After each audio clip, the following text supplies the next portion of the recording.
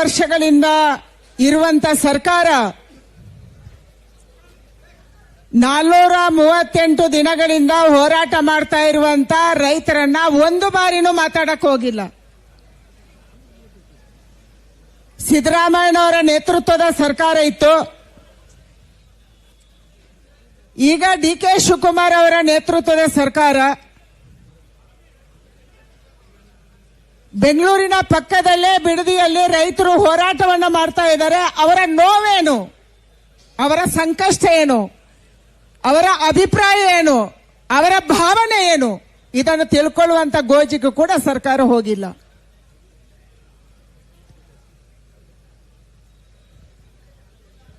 ಬೆಂಗಳೂರಿಗೆ greater Bengaluru township ಯಾಕೆ ಬೇಕು?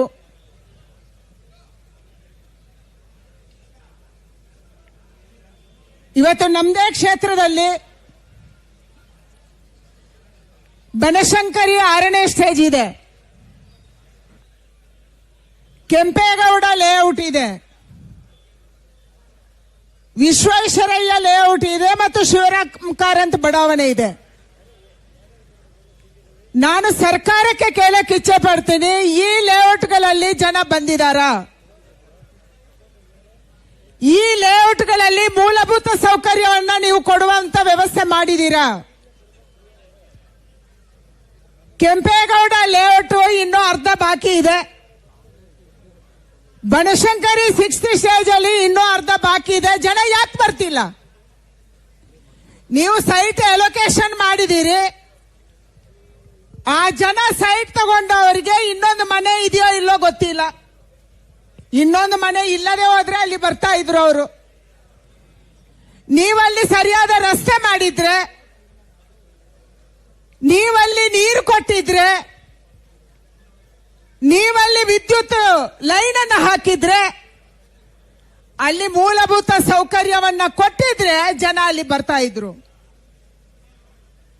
ಯಾವ ರೈತರು ಭೂಮಿಯನ್ನ ಕಳ್ಕೊಂಡಿದ್ದಾರೆ ಆ ರೈತರು ಇನ್ನೂ ಪರಿತಪಿಸ್ತಾ ಇದ್ದಾರೆ, ಇನ್ನೂ ಕೇಸನ್ನ ಫೈಟ್ ಮಾಡ್ತಾ ಇದ್ದಾರೆ. ಅಂದ್ರೆ ಯಾವ ಭೂಮಿ ಅತ್ಯಂತ ಫಲವತ್ತಾದಂತ ಭೂಮಿಯನ್ನ, ಅತ್ಯಂತ ವ್ಯಾಲ್ಯೂಯಬಲ್ ಭೂಮಿಯನ್ನ ನೀವು ಕೆಂಪೇಗೌಡ ಲೇಔಟ್ ಮತ್ತು ಇತರ ಲೇಔಟ್ಗೆ ಅಕ್ವಿಷನ್ ಮಾಡ್ಕೊಂಡ್ರಿ, ಅದಕ್ಕೆ ಮೂಲಭೂತ ಸೌಕರ್ಯ ಕೊಡಕ್ಕಾಗಿಲ್ಲ ಅಂತಂದ್ರೆ ಹೊಸದಾಗಿ ಗ್ರೇಟರ್ ಬೆಂಗಳೂರು ಟೌನ್ಶಿಪ್ ಯಾಕೆ ಮುಖ್ಯಮಂತ್ರಿಗಳೇ ಯಾಕೆ ಬೇಕು? ಗ್ರೇಟರ್ ಬೆಂಗಳೂರು ಟೌನ್ಶಿಪ್ ಯಾರಿಗಾಗಿ? ನಾವು ಹಿಂದೆ ಸರ್ಕಾರದ ಬಗ್ಗೆ ಮಾತಾಡುವಾಗ ಹೇಳ್ತಾ ಇದ್ವಿ, ಭೂ ಮಾಫಿಯಾ ಸರ್ಕಾರನ ಕಂಟ್ರೋಲ್ ಮಾಡ್ತಾ ಇದೆ, ಸರಾಯಿ ಮಾಫಿಯಾ ಸರ್ಕಾರನ ಕಂಟ್ರೋಲ್ ಮಾಡ್ತಾ ಇದೆ. ಹಲವಾರು ಮಾಫಿಯಾಗಳ ಬಗ್ಗೆ, ಹಿಂದಿನ ಹಲವಾರು ಸರ್ಕಾರಗಳ ಬಗ್ಗೆ ನಾವು ಮಾತಾಡ್ತಾ ಇದ್ವಿ. ಯಾವುದೋ ಮಾಫಿಯಾ ಸರ್ಕಾರ ಕಂಟ್ರೋಲ್ ಮಾಡ್ತಾ ಇದೆ. ಆದ್ರೆ ಮೊದಲ ಬಾರಿಗೆ ಕರ್ನಾಟಕದಲ್ಲಿ ಭೂ ಮಾಫಿಯಾ ನಡೆಸುವವರೇ ಸರ್ಕಾರ ನಡೆಸ್ತಾ ಇದ್ದಾರೆ. ಇದು ವ್ಯತ್ಯಾಸ. ಇವತ್ತು ಇದು ವ್ಯತ್ಯಾಸ. ಭೂ ಮಾಫಿಯಾ ಯಾರು ನಡೆಸ್ತಾ ಇದ್ದಾರೆ, ಯಾರಿಗೆ ಭೂಮಿ ಬೇಕು, ಯಾರಿಗೆ ಭೂಮಿಯ ಹಪಾಹಪಿ ಇದೆ, ಅವರೇ ಈ ಸರ್ಕಾರ ನಡೆಸ್ತಾ ಇದ್ದಾರೆ. ಇದು ವ್ಯತ್ಯಾಸ.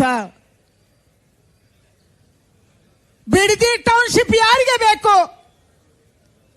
ಬಿಡದಿ ಟೌನ್ಶಿಪ್ ಅಲ್ಲಿರುವಂತಹ ಹಲವಾರು ಜನ ಪ್ರಭಾವಿ ಮುಖಂಡರುಗಳಿಗೆ, ಕೆಲವಷ್ಟು ಅಧಿಕಾರಿಗಳಿಗೆ ಈ ಟೌನ್ಶಿಪ್ ಬೇಕು, ಅಲ್ಲಿಯ ರೈತರಿಗೆ ಬೇಡ.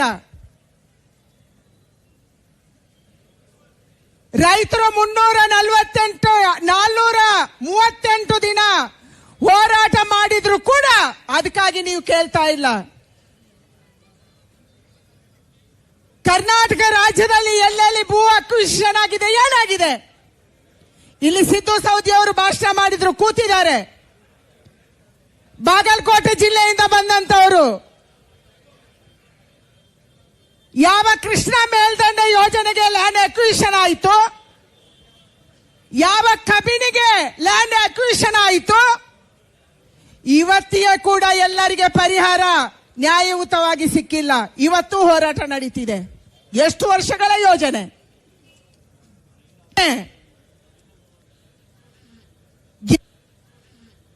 ಎಲ್ಲೆಲ್ಲಿ ಲ್ಯಾಂಡ್ ಅಕ್ವಿಷನ್ ಆಗಿದೆ ನ್ಯಾಯಯುತವಾಗಿ ಪರಿಹಾರ ಕೊಡಕ್ಕೆ ಈ ಸರ್ಕಾರಕ್ಕೆ ಆಗ್ತಾ ಇಲ್ಲ. ಮತ್ತೆ ಹೊಸದಾಗಿ ಲ್ಯಾಂಡ್ ಅಕ್ವಿಷನ್ ಮಾಡು. ನೀವೇನ್ ಮಾಡ್ತಾ ಇದ್ದೀರಿ? ಈಗಾಗಲೇ 3 ಗ್ರಾಮಗಳಿಗೆ ಫೈನಲ್ ನೋಟಿಫಿಕೇಶನ್ ಹೊರಡಿಸಿದ್ದೀರಿ. ಬೈರಮಂಗಲ ಮತ್ತು ಸುತ್ತಮುತ್ತದ ಎಲ್ಲ ಹಳ್ಳಿಗಳಿಗೆ ನೀವು 25 ಹಳ್ಳಿಗಳಲ್ಲಿ ಸುಮಾರು 8,000 ಎಕರೆ ಜಮೀನನ್ನು ನೀವು ವಶಪಡಿಸಿಕೊಂತಾ ಇದ್ದೀರಿ. ಈ 8,000 ಹಳ್ಳಿಗಳಲ್ಲಿ ಜನ ರಾಗಿ ಬೆಳೀತಿದ್ದಾರೆ ಹೊಟ್ಟೆಯ ಹಿಟ್ಟಿಗಾಗಿ. ಕಮರ್ಷಿಯಲ್ ಕ್ರಾಪ್ ಬೆಳೀತಾ ಇದ್ದಾರೆ, ಮಲ್ಟಿ ಕ್ರಾಪ್ ಬೆಳೀತಾ ಇದ್ದಾರೆ, ತೆಂಗು ಬೆಳೀತಾ ಇದ್ದಾರೆ, ರೇಷ್ಮೆ ಬೆಳೀತಾ ಇದ್ದಾರೆ, ಮಾವು ಬೆಳೀತಾ ಇದ್ದಾರೆ, ಕೆರೆಕಟ್ಟೆಗಳಿದಾವೆ, ನೀರಿನ ಸೋರ್ಸ್ ಇದೆ. ಇದೆಲ್ಲವನ್ನ ನೀವು ನಾಶ ಮಾಡಕ್ಕೆ ಹೊರಟಿದ್ದೀರಿ. ಮತ್ತು ಈ 2 ಗ್ರಾಮ ಪಂಚಾಯಿತಿಗಳ ಕೆಲವು ಭಾಗ ಟೆರೈನ್ ಪ್ರದೇಶ ಇದೆ. ವಿಜ್ಞಾನಿಗಳು ಹೇಳ್ತಾರೆ ಈ ಟೆರೈನ್ ಪ್ರದೇಶದ ಕಾರಣಕ್ಕಾಗಿ ಬೆಂಗಳೂರಿನ ಸುತ್ತಮುತ್ತ ಮಳೆ ಬರುತ್ತೆ, ನೀರು ಶೇಖರಣೆ ಆಗುತ್ತೆ. ಈ ಭೂಮಿ ಫಲವತ್ತಾಗಿ ಇರೋದಕ್ಕೆ ಕಾರಣೀಕರ್ತ ಆಗಿದೆ ಅಂದ್ರೆ ಈ ಎಲ್ಲ ಭೂಮಿಯನ್ನ ನೀವು ನಾಶ ಮಾಡುವವರಿದ್ದೀರಿ, ಕಾಂಕ್ರೀಟ್ ಕಟ್ಟಡ ಮಾಡುವವರಿದ್ದೀರಿ. ಈಗಲೇ ಕರ್ನಾಟಕ ರಾಜ್ಯದಲ್ಲಿ ಬರಗಾಲ ಕಾಡ್ತಾ ಇದೆ. ನಾವು ಮಾಡಿರುವಂತ ತಪ್ಪಿನ ಕಾರಣಕ್ಕಾಗಿ, ಕಾಂಕ್ರೀಟ್ ಕಟ್ಟಡದ ಕಾರಣಕ್ಕಾಗಿ,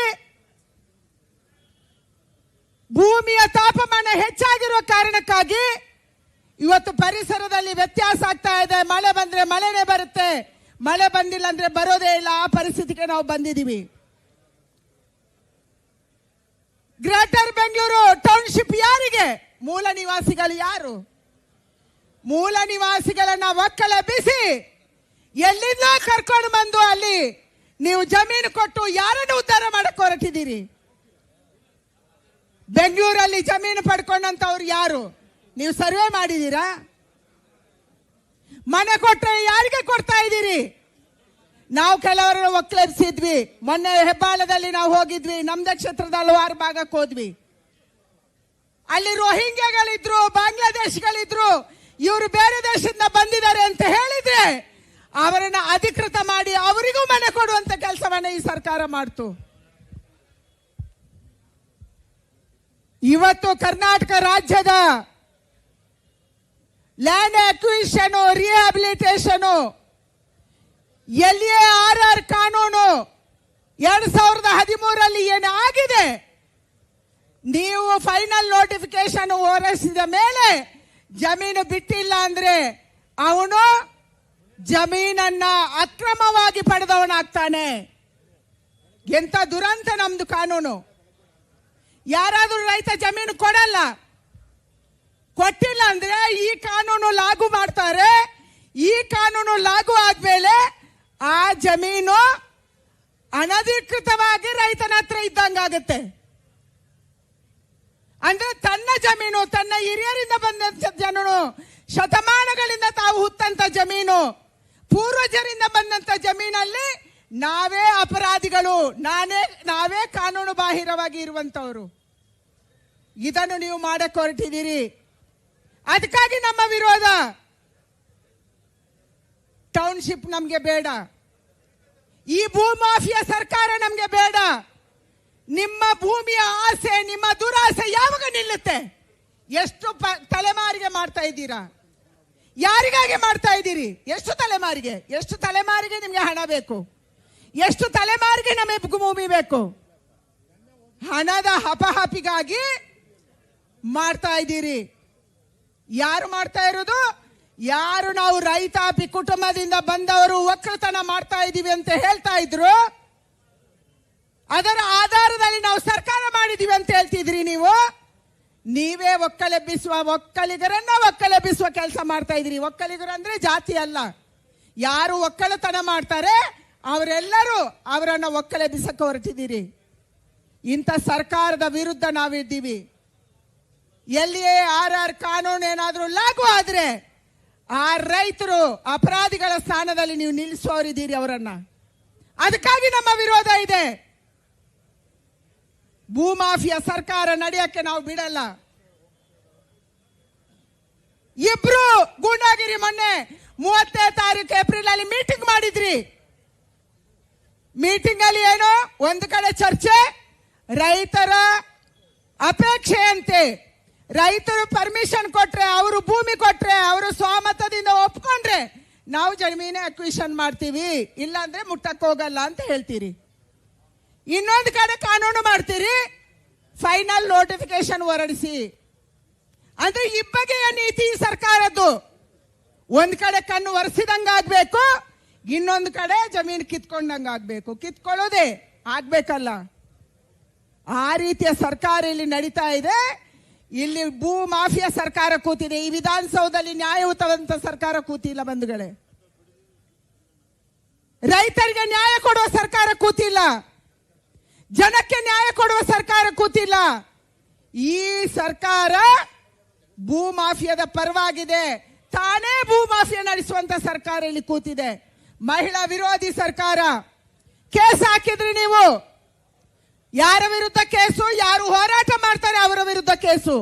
ಯಾರ ಅಧಿಕಾರಿಗಳಿಗೆ ಹೆದರಿಸಿ ಓಡಿಸಿದ್ರೆ ಅವರ ವಿರುದ್ಧ ಕೇಸು. ಆದ್ರೆ ಯಾವ ಆಳಂದದಲ್ಲಿ ಕೇಸ್ ಆಯ್ತು? ನಮ್ಮ ಶಿವನಿಗೆ ಅಪಮಾನಕ್ಕೆ ಮಾಡಕ್ಕೆ ಹೊರಟಿದ್ರು, ಅವರ ಕೇಸ್ ವಾಪಸ್ ತಗೊಂಡ್ರಿ. ಯಾವ ಡಿಜೆ ಅಲ್ಲಿ ಕೆಜೆ ಅಲ್ಲಿ ಪೊಲೀಸ್ ಸ್ಟೇಷನ್ ಸುಟ್ರು, ಆ ಕೇಸ್ ವಾಪಸ್ ತಗೊಂಡ್ರಿ. ಇಲ್ಲಿ ಹುಬ್ಬಳ್ಳಿಯ ಶಾಸಕರು ಕೂತಿದ್ದಾರೆ, ಹುಬ್ಬಳ್ಳಿಯ ಪೊಲೀಸ್ ಸ್ಟೇಷನ್ ಅನ್ನ ಸುಡಕ್ಕೆ ಹೊರಟ್ರು, ಆ ಕೇಸನ್ನು ವಾಪಸ್ ತಗೊಂಡ್ರಿ. ಒಂದು ಕಡೆ ದೇಶ ವಿರೋಧಿಗಳ, ದೇಶಕ್ಕೆ ವಿರೋಧ ಮಾಡುವವರ, ಕಾನೂನು ವಿರೋಧಿಗಳ, ಪಾಕಿಸ್ತಾನ ಜಿಂದಾಬಾದ್ ಅಂತ ಹೇಳಿದವರ ಕೇಸ್ಗಳನ್ನ ವಾಪಸ್ ತಗೊಂತೀರಿ. ಇನ್ನೊಂದು ಕಡೆ ರೈತರ ಮೇಲೆ ಯಾರು ನಮ್ಗೆ ಅನ್ನ ಕೊಡ್ತಾರೆ, ಯಾರು ನಮ್ಗೆ ಹಾಲು ಕೊಡ್ತಾರೆ, ಯಾರು ನಮ್ಗೆ ತರಕಾರಿ ಕೊಡ್ತಾರೆ, ಯಾರು ನಮ್ಗೆ ಹಣ್ಣು ಕೊಡ್ತಾರೆ, ಅವರ ಮೇಲೆ ಕೇಸ್ ಹಾಕಕ್ಕೆ ಹೊರಟಿದ್ದೀರಿ. ಯಾವ ಸರ್ಕಾರ ಇದು? ಯಾವ ರೀತಿಯ ಸರ್ಕಾರ ಇದು? ಅದಕ್ಕಾಗಿ ರೈತ ವಿರೋಧಿ ಸರ್ಕಾರ. ಈ ಕೂಗು ಇವತ್ತು ಕೇವಲ ಇಲ್ಲಲ್ಲ, ಇಡೀ ರಾಜ್ಯದಲ್ಲಿ ಮೊಳಗಬೇಕು. ಬರ ಬಂದ್ರೆ ನೀವು ಹೋಗಲ್ಲ, ನೆರೆ ಬಂದ್ರೆ ನೀವು ಹೋಗಲ್ಲ, ಬರಕ್ಕೆ ಪರಿಹಾರ ಕೊಡಲ್ಲ, ನೆರೆಗೆ ಪರಿಹಾರ ಕೊಡಲ್ಲ. ಇಲ್ಲಿ ಸರ್ಕಾರ ಇಲ್ಲ. ಕಳೆದ 3 ವರ್ಷದಿಂದ ಏನ್ ನೋಡಿದೀವಿ ನಾವು? ಮುಖ್ಯಮಂತ್ರಿ ಕುರ್ಚಿಯನ್ನು ಉಳಿಸಿಕೊಳ್ಳುವವರು, ಮುಖ್ಯಮಂತ್ರಿ ಹೊಸದಾಗಿ ಕುರ್ಚಿ ಆಗುವವರು. ಸಿದ್ದರಾಮಯ್ಯ ಕುರ್ಚಿ ಉಳಿಸ್ಕೋಬೇಕಿತ್ತು, ಡಿ ಕೆ ಶಿವಕುಮಾರ್ ಮುಖ್ಯಮಂತ್ರಿ ಆಗ್ಬೇಕಿತ್ತು. ಅದು ಹೋರಾಟ ನಡೀತು 2.5-3 ವರ್ಷಗಳ ಕಾಲ. ಕಳೆದ 1 ತಿಂಗಳಿಂದ ಅಹಂಕಾರದ ಸರ್ಕಾರ, ದರ್ಪದ ಸರ್ಕಾರ. ಬಾಡಿ ಲ್ಯಾಂಗ್ವೇಜು, ಮಾತಾಡುವ ಶೈಲಿ, ನಾನು ಕಿತ್ಕೊಂತೀನಿ, ನಾನು ಮಾಡಿದ್ದೇ ಕಾನೂನು. ಅಣ್ಣ, ನೀವು ಮಾಡಿದ್ದು ಕಾನೂನು ಅಲ್ಲ. ಪ್ರಜಾತಂತ್ರ ವ್ಯವಸ್ಥೆಯಲ್ಲಿ ಸಂವಿಧಾನದ ಆಧಾರದಲ್ಲಿ ಕಾನೂನು ನಡೆಯುತ್ತೆ. ನೀವು ಮಾಡಿದ್ದು ಕಾನೂನು ಆಗಲ್ಲ. ಮುಖ್ಯಮಂತ್ರಿಗಳೇ, ನೀವು ಮಾಡಿದ್ದು ಕಾನೂನು ಆಗಲ್ಲ. ಕಾನೂನಿಗೆ ಆಕ್ಟ್ ಇದೆ.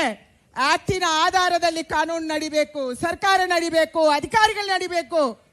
ಆದ್ರೆ ಇವತ್ತು ಈ ಸರ್ಕಾರ ದರ್ಪದಿಂದ ನಡೆಸಕ್ ಹೊರಟಿದ್ದೀರಿ, ನೀವು ಅಹಂಕಾರದಿಂದ ನಡೆಸಕ್ ಹೊರಟಿದ್ದೀರಿ. ಕಿತ್ಕೊಂಡೀನಿ ಏನ್ ಮಾಡ್ತೀರಿ ಅಂತ ದುರಾಂಕಾರದಲ್ಲಿ ನೀವು ಮೆರಿತಾ ಇದ್ದೀರಿ. ಇದನ್ನು ಈ ರಾಜ್ಯದ ಜನ ಒಪ್ಪಲ್ಲ. ಯಾರು ಈ ದುರಾಂಕಾರದಿಂದ ನಡ್ಕೊಂಡಿದ್ದಾರೆ ಅವರನ್ನ ಮಣ್ಣು ಪಾಲು ಮಾಡಿದಂತ ರಾಜ್ಯದ ಜನತೆ ಈ ರಾಜ್ಯ ಸರ್ಕಾರಕ್ಕೆ ತಕ್ಕ ಪಾಠವನ್ನು ಕಲಿಸಬೇಕನ್ನುವಂತ ಆಗ್ರಹವನ್ನು ನಾನು ಮಾಡ್ತಾ ಇದ್ದೀನಿ. ಹೋರಾಟ ಕೇವಲ ಬಿಡದಿಗೆ ಸೀಮಿತ ಅಲ್ಲ. ಇವತ್ತು ನಮ್ಮದು ಬಿಡದಿದ್ದು ಬೆಂಗಳೂರಿದ್ದು, ನಾಳೆ ಇನ್ನೊಂದು ಕಡೆ ಹೋಗ್ತಾರೆ. ಎಲ್ಲೆಲ್ಲಿ ಕಿಮ್ಮತ್ತಾದ, ಎಲ್ಲೆಲ್ಲಿ ಚೆನ್ನಾಗಿರುವ ವ್ಯಾಲ್ಯೂಯಬಲ್ ಜಮೀನಿದೆ ಅದನ್ನು ಕಿತ್ಕೊಂಡು ಸ್ವಂತಕ್ಕೆ ಉಪಯೋಗ ಮಾಡುವಂತ ಎಷ್ಟು ಪರ್ಸೆಂಟೇಜ್ ಬರುತ್ತೆ, ಯಾರು ಎಷ್ಟು ನಮ್ಗೆ ಕೊಡ್ತಾರೆ, ಎಷ್ಟು ನಮ್ಮ ಮನೆಗೆ ಬ್ಯಾಗ್ ಬರುತ್ತೆ, ರಾತ್ರಿ ಎಷ್ಟು ವ್ಯವಹಾರ ಆದ ಮೇಲೆ ನಾವು ಮನೆಗೆ ಹೋಗಿ ಮಲಗ್ತೀವಿ. ಇಂಥ ಲೆಕ್ಕಾಚಾರ ಮಾಡುವಂತ ಸರ್ಕಾರ ಇಲ್ಲಿ ಇದೆ. ಅದಕ್ಕಾಗಿ ನಮ್ಮ ವಿರೋಧ ಇದೆ.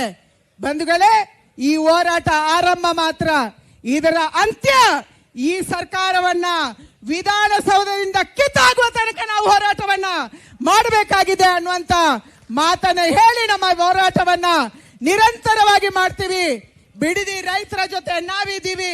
ಬಿಡದಿ ರೈತರಿಗಾಗಿ ನಾವು ಹೋರಾಟ ಇವತ್ತೇನು ಮಾಡಿದೀವಿ ಅದು ಮುಂದುವರಿಯುತ್ತೆ ಅನ್ನುವಂತ ಮಾತನ್ನ ಹೇಳಿ ನಿಮ್ಮೆಲ್ಲರಿಗೆ ವಂದನೆಯನ್ನ ಸಲ್ಲಿಸಿ ನನ್ನ ಮಾತು ಮುಗಿಸ್ತೀನಿ. ಬೋಲೋ ಭಾರತ್ ಮಾತಾ ಕಿ, ಬೋಲೋ ಭಾರತ್ ಮಾತಾ ಕಿ.